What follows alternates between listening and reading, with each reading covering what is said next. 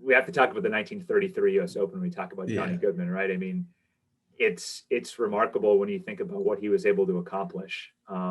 Still a little under the radar in 33. He had beat Jones 4 years earlier, but you had Walter Hagen and Tommy Armour and Gene Sarazen, who just won the year before. Slightly bigger names, the pros that were there, probably getting all the headlines going into the championship. And it was at North Shore, just outside of Chicago. It was a hot Midwestern summer, so each day was about 100 degrees, and Goodman trails by 7 shots after the first round. Tommy Armour goes out, shoots 68, has a 5-stroke lead, which for many years was the largest first-round lead in the U.S. Open. But then Goodman rallies second round on a day the scoring average was almost 78. Goodman beats that by a dozen, shoots 66, pitches in for eagle in the 15th, tap and birdie in the last hole, so 66, ties the U.S. Open scoring record. Pretty remarkable. So he leads Armour now by 2 strokes heading into the final 2 rounds.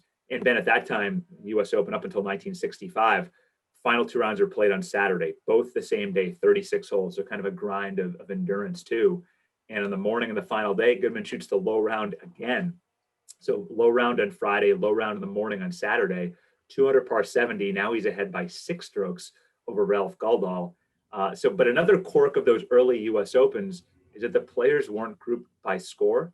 So Goodman tees off more than 40 minutes ahead of Guldahl, which obviously now, if that happened, first of all, it'd be spread out over 4 days. And second of all, he'd be going off in the last group. They'd probably be playing together or very similar. But now Goodman with the lead is out earlier and starts the final round par, eagle, birdie over the first 3 holes. So now his lead is up to 9 strokes, seemingly insurmountable, right?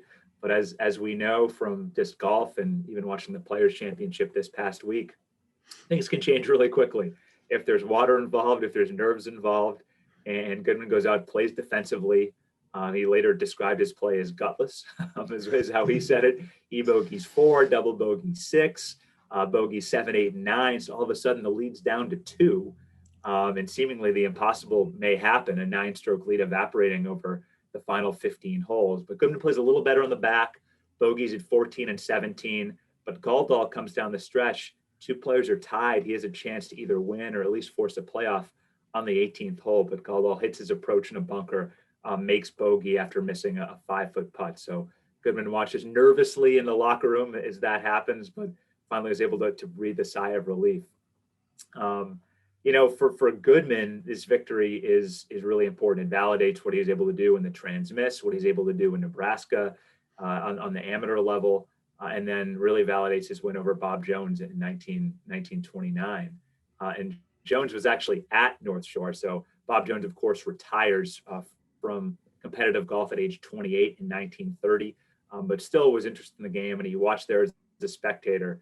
And he famously said afterwards, "Now people will quit asking me how Goodman beat me at Pebble Beach," because they knew just truly how good he was. Just a remarkable victory, and the last amateur to win the U.S. Open almost 90 years ago.